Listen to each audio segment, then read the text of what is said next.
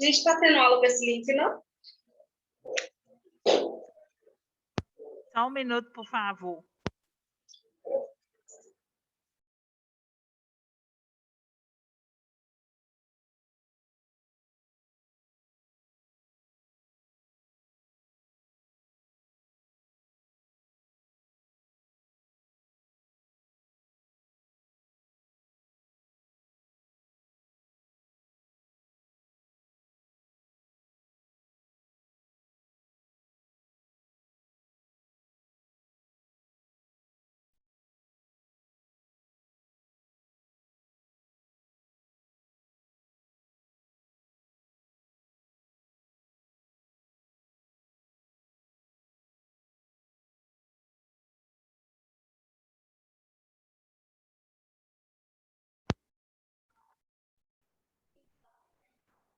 Oh.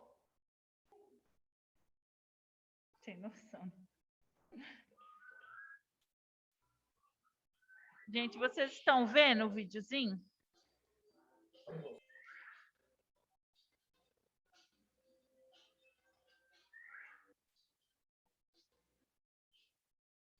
Sim.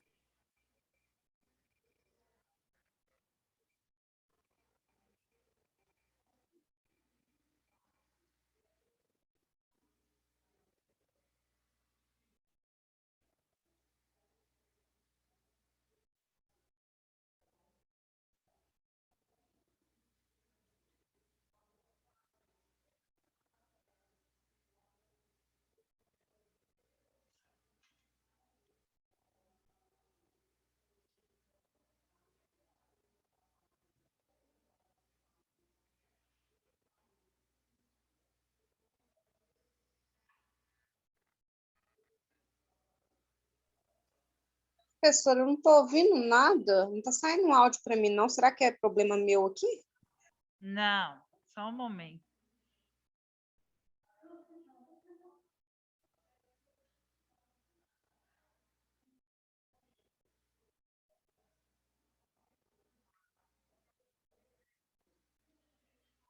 Então, gente, o vídeo foi só para ilustrar aí a questão da queda, né? Que é uma das emergências aí no idoso. Ele trouxe uma informação importante para a gente, que fala que 70% dos casos de queda nos nossos pacientes idosos, elas ocorrem dentro de casa. Não é quando esse idoso está na rua, não é quando ele está tentando pegar um ônibus, é dentro da própria casa onde ele reside que 70% das quedas vão ocorrer. Então, a maior atenção tem que ser voltada para esse ambiente onde ele está vivendo e se esse ambiente está adequado para as condições físicas desse idoso. A gente viu como que deve ser cada cômodo, né? Quais são as formas que a gente vai poder evitar aí as quedas nesses idosos, o que a gente tem que fazer de importante, de mudança, o que a gente pode auxiliar aí os familiares para estar corrigindo certas situações para evitar essas quedas aí. Então, a queda ela pode ser um evento sentinela, ou seja, um marcador do início de desequilíbrio funcional no idoso ou sintoma de uma nova patologia. Então, ela pode aparecer de um início súbito, o idoso ele começa a apresentar algumas quedas sem muita explicação, e aí quando a gente vai investigar a fundo, tem alguma patologia, alguma comorbidade aí por trás dessas quedas que está levando ele a cair tanto. Né? A gente sabe que ele é uma pessoa mais fragilizada, porém algumas patologias vai piorar esse quadro, levando aí uma probabilidade maior de queda, principalmente as alterações neurológicas, né? Questão da tonteira, né? A hipoglicemia. Então, são fatores aí que a gente tem que ter uma atenção maior, porque pode levar ao quadro aí de quedas repetitivas e dependendo da queda, esse paciente ele vai evoluir para um quadro muito grave. Idoso ele tem uma propensão maior à fratura de fêmur e a recuperação ela é muito crítica, ela é muito demorada e aí pode levar ao óbito decorrente de uma queda. Tá? Alguém quer falar alguma coisa?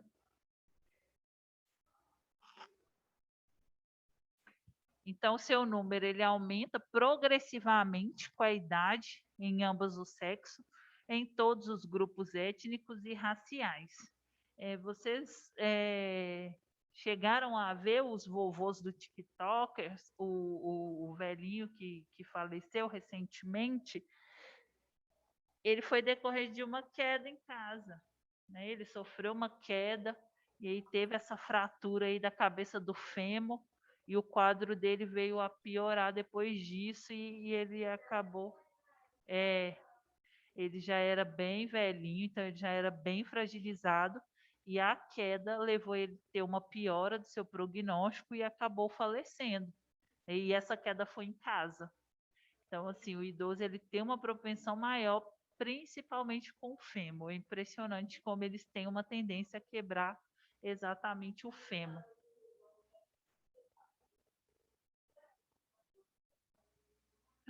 Que isso?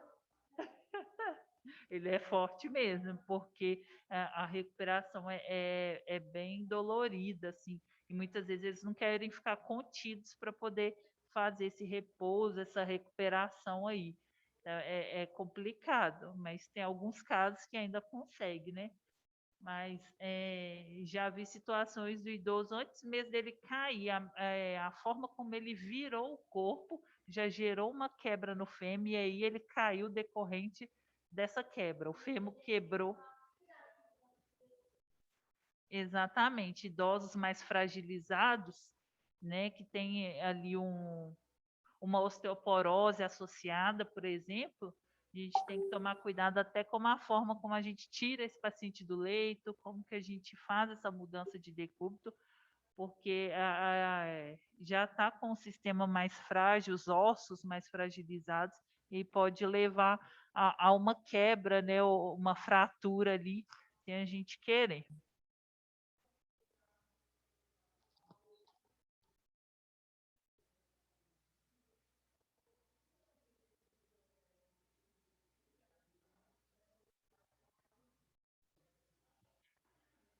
Então, os acidentes e as quedas, eles são fatores que mais limitam a qualidade de vida do idoso pelas consequências de perdas funcionais, principalmente as relacionadas às fraturas, onde as do fêmur são comuns. Dentre os fatores de risco para quedas e, consequentemente, fraturas, deve ser consideradas as condições peculiares a cada paciente e também as condições favorecedoras de quedas relacionadas ao meio ambiente. Então, ali o meio ambiente é o meio onde esse idoso, onde esse paciente ele está vivendo. A gente vai atentar para a mobília dessa casa, desse lugar onde ele está ficando, atentar no banheiro, como que é o funcionamento desse banheiro, se tem alguma barra ali para ele se apoiar na hora de utilizar o sanitário, para tomar banho, se tem barra, se tem cortina ou se é só o box de vidro, porque é um perigo, né? Ou então ter alguém para supervisionar ali junto com ele. Escada, se tem escada na casa e se tem corrimão nessa escada para poder facilitar essa subida e descida aí, o que não é ideal, né? Ter escadas na casa de um idoso. No quarto dele, se tem uma luminária ou um apagador de luz próximo à cama, porque se ele precisar levantar de madrugada para ir ao banheiro, para tomar uma água, que ele consiga iluminar esse caminho, né? Para poder evitar aí algum tipo de queda, tapete espalhado pela casa, né? Se não tiver como tirar, prender esse tapete com fita, com alguma coisa, para evitar aí que ele pise e venha escorregar. E tomar cuidado também com a questão dos animais de estimação, né? Animais muito agitados, né? Animais que têm a tendência a ficar correndo dentro de casa, passando perto desse idoso na hora que ele está deambulando, que ele está realizando alguma atividade, ficar atento para que na hora que esse animal passar não venha a trombar, não venha derrubar esse idoso aí, gerando uma queda que pode levar uma fratura, né? E as mobílias atentar para as quinas, né? Se puder colocar um protetor ou mobílias com as quinas mais arredondadas, para se caso ele vier a esbarrar, não venha gerar nenhuma lesão ali aparente decorrente desse esbarrão aí. Então, tudo isso a gente tem que atentar com relação ao ambiente onde esse idoso vive e orientar os familiares para ter mais atenção com essas questões, né? Janelas não muito altas, para evitar que ele tenha que se debruçar na hora de fechar. Então, tudo isso são pontos importantes que vai influenciar aí na estratégia de prevenção de queda desses nossos pacientes.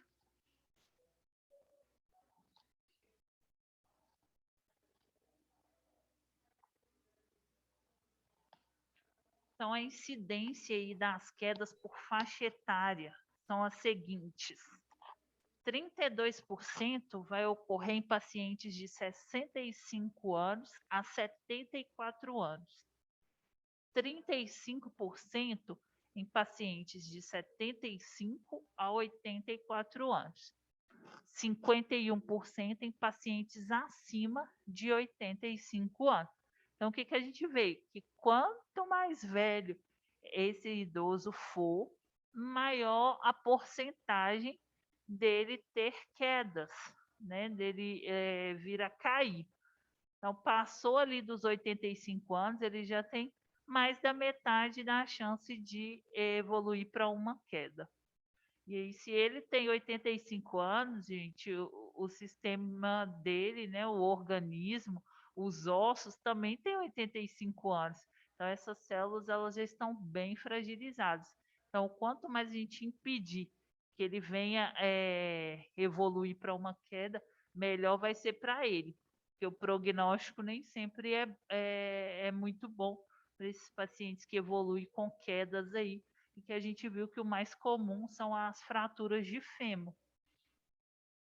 Então, segundo a Sociedade Brasileira de Geriatria no Brasil, 30% dos idosos, eles caem ao menos uma vez ao ano. Meu pai, ele tem 81 anos. E aí, às vezes, quando ele trupica ou ele esbarra em alguma coisa, eu fico brincando com ele, ó, o velho não pode cair. Pelo amor de Deus, ele não pode cair. Porque se ele tem 82 anos, ele já está chegando naquela porcentagem ali de 51%.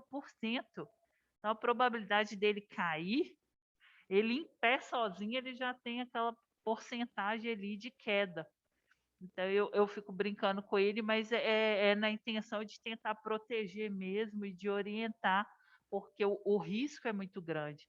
Fora que ele é hipertenso, ele é diabético, então tem outras patologias associadas.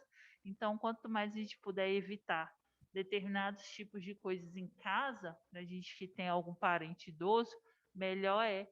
E às vezes eles vão achar a gente chato, né? Mas é porque eles não sabem dessa questão, eles não entendem como que é uma queda para uma pessoa mais idosa, né? Mas o nosso papel é de orientar, é de proteger mesmo, de estar ali auxiliando para evitar ao máximo que venha a ocorrer aí essa queda e gerar uma fratura um pouco mais grave. Então, a frequência ela é maior em mulheres que em homens da mesma faixa etária, e a incidência bruta de fratura do fêmur proximal em pessoas com 70 anos ou mais. Ou seja, a incidência é muito maior na questão do fêmur mesmo, principalmente acima dos 70 anos. Então, o osso ali que mais se vê, né, como fratura é o fêmur nos idosos. Idosos de 75 a 84 anos que necessitam de ajuda nas atividades diárias, como comer, tomar banho, trocar de roupas, sair da cama, incontinência urinária e fecal, eles têm uma probabilidade de cair 14 vezes mais do que a pessoa da mesma idade independente. Então, quanto mais dependente esse idoso for, quanto mais necessitado de auxílio, maior a probabilidade dele cair. Essa probabilidade ela multiplica 14 vezes frente a um idoso independente. Porque ele não tem dependência para nada. Para tomar banho, ele depende de alguém. Então, se esse alguém não está atento, mesmo com auxílio, ele pode vir ainda gerar uma queda. Tá? Então, quando a gente pega um paciente e a gente já sabe desse histórico que ele é totalmente dependente, a gente tem que ter uma atenção maior. Sempre sentado. Por quê? Porque ele já tem 14 vezes chances a mais de gerar uma queda. Então, eu não vou correr esse risco de dar banho. Isso, mesmo que ele consiga deambular, eu não vou correr esse risco de dar banho nele em pé, porque a probabilidade dele cair é muito maior do que um idoso independente da mesma idade dele. Alguém quer falar alguma coisa?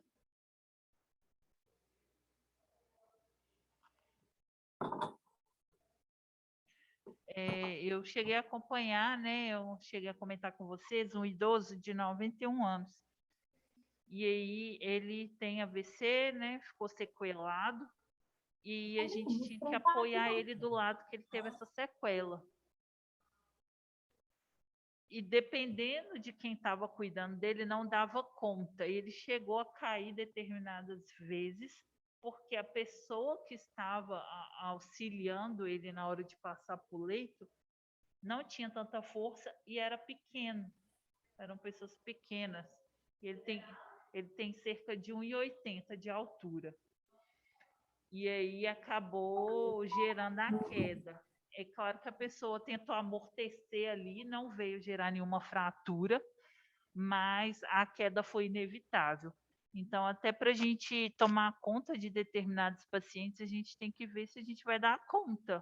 Porque se não der, eu vou precisar de um auxílio para poder fazer determinadas atividades com ele. E aí eu vou chamar ajuda. Porque senão eu estou colocando em risco uma pessoa que já tem risco sozinha, né? Então a gente tem que tomar cuidado com isso também, porque a gente está ali para ajudar e não para poder causar nenhuma iatrogenia, não piorar o quadro desse nosso paciente. Então, os fatores individuais aí para o risco para a queda. Alterações nas funções cognitivas e sensoriais, como distúrbio da visão, do equilíbrio e da audição. Né, o videozinho de animação aí mostrou para a gente a doninha lá, que tem uma diminuição aí da visão, né? A gente viu na aula também que começa a aparecer o glaucoma, a catarata, há uma redução aí do nosso campo de visão. E a audição também, né? Com o passar do tempo, o idoso ele vai perdendo aí, né? Vai tendo porcentagem da audição perdida e as funções cognitivas decorrentes do envelhecimento mesmo muscular, das fibras, o que favorece um risco maior aí para as quedas. Alterações na marcha, esse idoso ele vai ficar um pouco mais lento, né, vai perdendo a força, começa a arrastar os pés, e essas alterações são relacionadas às condições dessas articulações, dos ósseos, né, condições neuromusculares que vão definhando, vão perdendo o vigor, né, e gerando a fragilidade aí das articulações e altera essa marcha, fazendo com que ele fique mais lento mesmo para poder andar, para poder deambular, ter uma dificuldade maior. E o uso crônico de medicamentos, a gente viu que influencia também, né, os ansiolíticos, que deixa a pessoa um pouco mais letárgica, um pouco mais sonolenta, assim como os antidepressivos, né, são remédios controlados que afetam aí diretamente o sistema neurológico, e aí o uso incorreto dessas medicações vai trazer um quadro aí de tonteira, um quadro de letargia, uma pessoa mais sonolenta, sem entender muito bem o que está acontecendo, e isso é um fator de risco aí para a queda. Né, os diuréticos e os hipotensores, que são usados aí contra a hipertensão arterial, também tem que ter um uso controlado, que pode gerar uma hipotensão severa aí, trazer uma sonolência, um desmaio e evoluir aí para as quedas, tá? Os diuréticos, eles influenciam diretamente aí na pressão arterial, ele vai ajudar na retenção de líquido e também tem uma ação muito rápida. Furosemida, por exemplo, ele tem uma ação muito rápida. Assim que o idoso toma, cerca de 10 minutos, ele já começa a fazer efeito ali no corpo, tendo uma necessidade urgente de ir ao banheiro urinar. Então, se é um idoso que tem o costume de ir ao banheiro, dependendo de onde ele está, ele não consegue nem chegar. Porque a ação do diurético, ele é bem rápida e aí não dá tempo. Então, acaba influenciando aí nesse risco de quedas. As consequências das quedas. Atualmente, as fraturas decorrentes de quedas, elas são responsáveis por aproximadamente 70% das mortes acidentais em pessoas acima de 75 anos. Então, além delas ocorrerem, na maioria das vezes, em casa, elas ainda são responsáveis por levar ao óbito esses idosos. Em comparação com as crianças, que também são sujeitos a quedas, os idosos apresentam 10 vezes mais hospitalizações e 8 vezes mais mortes consequentes de queda.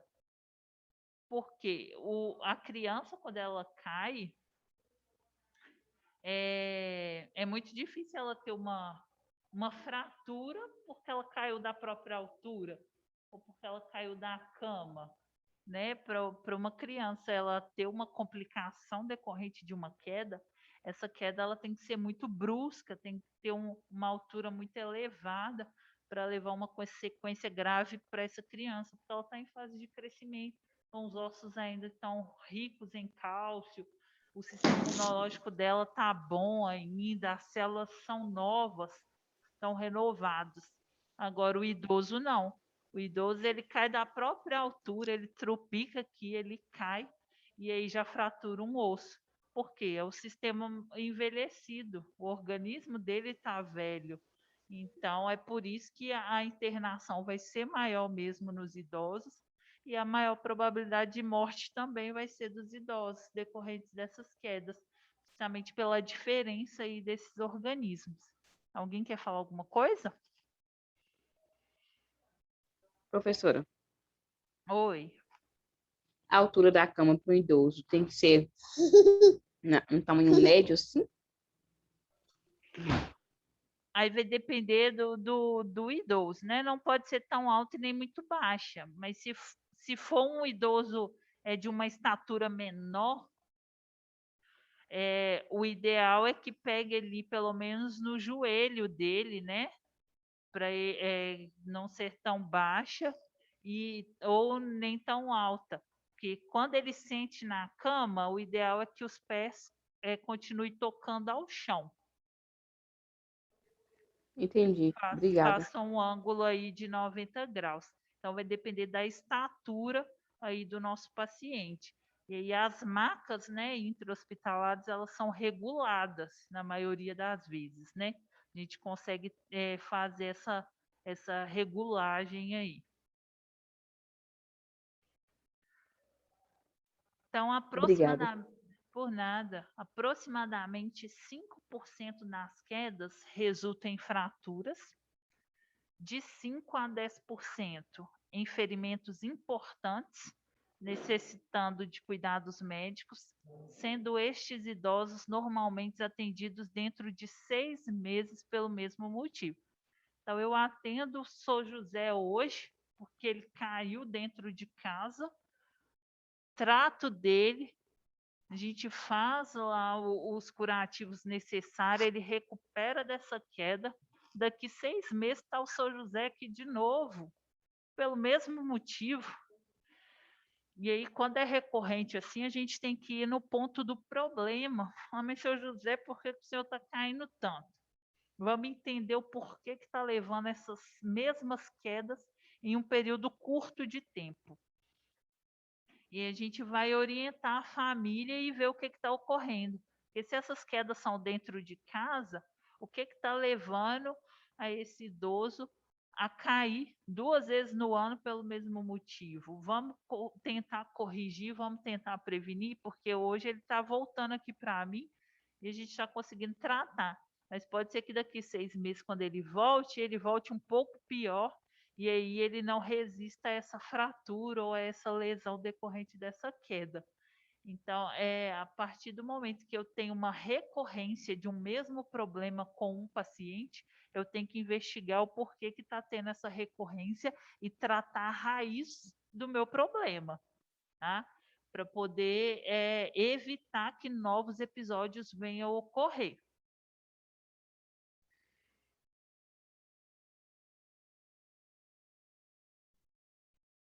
Então, a imagem aqui, gente, é só para ilustrar a fratura do fêmur, que é uma das mais comuns que a gente vai ver aí nos idosos, devido à fragilidade que tem. E é o osso mais longo, né, do corpo humano, é o fêmur. Existem vários tipos de fratura, tá? Cisalhamento, fratura exposta.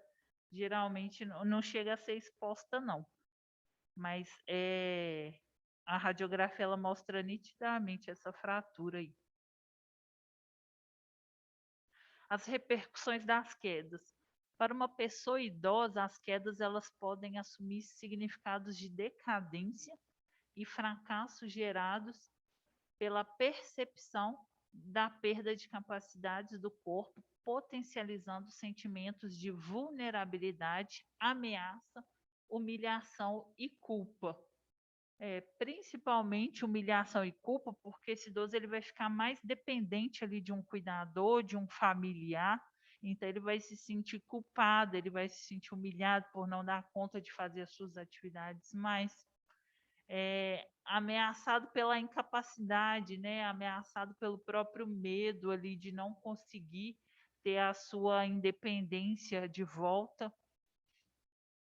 A ruptura com o cotidiano e a estranheza da nova situação, ela pode agravar a dissolução da identidade e das situações mentais. Pensar e repensar sobre reabilitação em emergência é um desafio. O pensamento reabilitador ele deve estar presente na situação vulnerável da gravidade, da linha tênue entre a vida e a morte que compõe o cotidiano da emergência. Então, é só para a gente pensar um pouco sobre essa questão da reabilitação. Então, se eu começo a ter um paciente recorrente ali, eu vou reabilitá-lo, mas eu quero reabilitá-lo não para ele voltar para mim com a mesma queixa. Eu quero reabilitar para que ele não tenha mais essa queixa.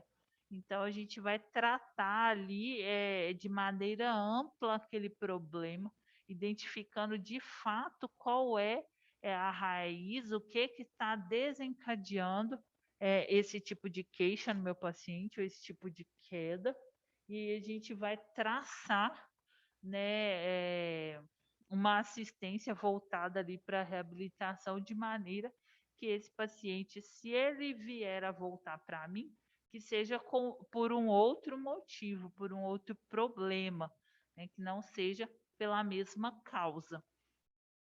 E a linha tênue entre a vida e a morte que compõe o cotidiano da emergência, porque se a gente está falando de emergência, tudo que é emergente é porque está trazendo risco de vida. Então, todas essas questões que a gente está vendo aqui na parte de emergência é porque traz um risco de vida para o nosso paciente. Então, ele realmente fica nessa linha tênue entre a vida e a morte. E o que vai tirar ele dessa linha vai ser a assistência que a gente vai prestar. Se ele está bem assistido, se ele tem uma equipe boa tratando dele, ele vai sair dessa linha tênue e vai ter um prognóstico bom, vai ter os seus dias aí prolongado. Mas se ele não tem uma equipe boa, uma equipe com raciocínio clínico rápido, um raciocínio clínico e crítico ao mesmo tempo, vão ser tratadas outras patologias, vão ser tratados outros problemas com menor importância, e o que era de fato importante, que estava ali ameaçando a vida dele, não vai ser tratado. E aí a gente vai perder esse paciente por questões de assistência que deveria ter sido feita, que alguém deveria ter se atentado, e em nenhum momento foi feito.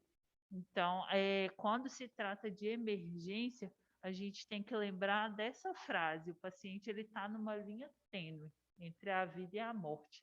E o que vai trazer ele de volta, o que vai de fato definir o destino desse paciente é a assistência que ele vai receber ali no momento. Tanto para essa questão da queda, como das outras patologias que a gente viu, principalmente as cardiovasculares. Tempo é vida, né? O povo costuma falar assim, tempo é dinheiro, né? No nosso caso, tempo é vida.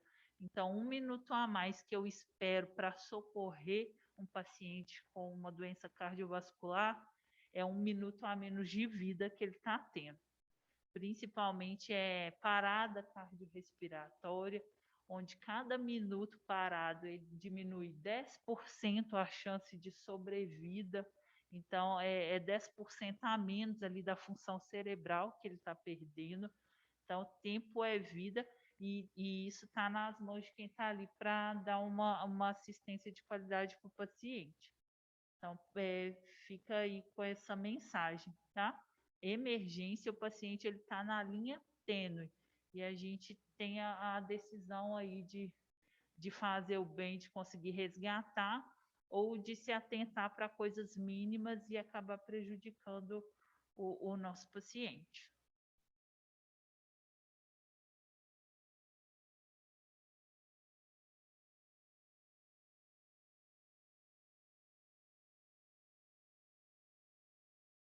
Gente, eu vou parar por aqui, falta 2 minutos para o link cair, tá? A gente segue na próxima aula. Vou trazer um caso para vocês, para a gente não perder o hábito dos nossos termos técnicos. A gente dá uma treinada e a gente vai recapitulando aí os temas no decorrer das aulas, tá? Boa noite para vocês, bom descanso. Quarta a gente se vê. Boa noite, professora. Até quarta, se Deus quiser. Boa noite, professora. Até quarta.